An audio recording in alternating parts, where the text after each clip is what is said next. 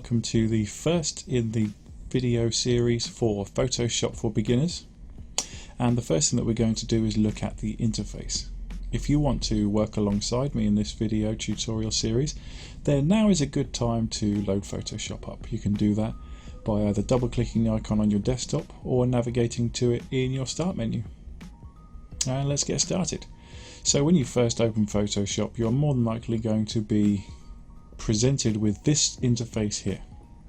And those of you that have used some permutation of Photoshop in the past will recognize all of the items here, but for those of you that have never seen it before, don't be intimidated by all the buttons. We're going to talk you through them now. So the first thing is the toolbar, which is at the top here, which is fairly common with most applications on both the PC and the Mac. And the options, you click on the toolbar section that you want, and then the subsequent items below it are relevant to the title that you are choosing. The next bit down is your contextual menu.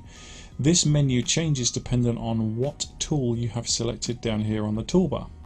So for example, if I select the move tool, you can see that the move options have appeared here, whereas if I were to click on the clone stamp tool, the options have now changed to allow me to change parts of the clone stamp tool. That's really all there is to that menu. We'll talk about that in more depth as we get to use the tools later on in the series.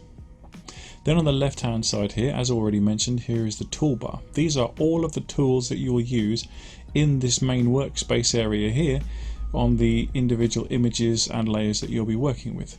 It's worth noting that there are two colours in the corner here that are indicated as foreground and background, which you can change by pressing the X key. This means that you can have two colours that you can flick back and forth between very quickly, which comes in handy in many ways in Photoshop, ways that we'll talk about later on in the series. Then in the top right hand corner here you have your standard window controls, but immediately below them you have your workspace options. Here you can quickly change between workspace layouts depending on what you're doing.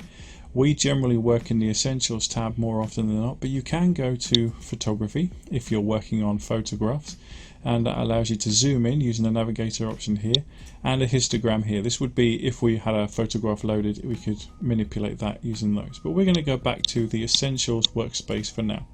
Just know that they're there. Next you have your color swatches menu. You can save colors into this menu so that you can select them quickly, or if you don't want to mess around trying to get a close approximation to a color all the time, you can just select them from the swatches here.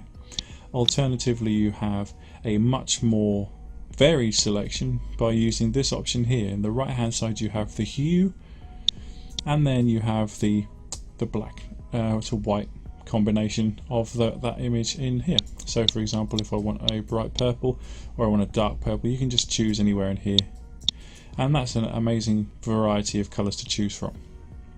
The next down in the tabs are properties, which are the properties of the layer that you have selected in the layers tab, which we'll go through in another video, but again, being aware of the connection between these two is helpful.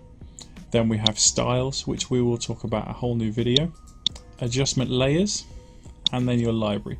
The library tab allows you to create libraries or folders which you can store your assets or your stock images which you purchase from the Adobe site into, so that you can keep them separate into projects. You can have as many libraries as you want, or you can just dump them all into all of them like this one.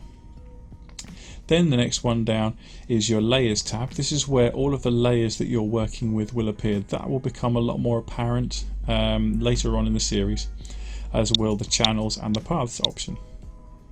And that's really all there is to the interface for the time being. I look forward to seeing you in the next video. Bye bye.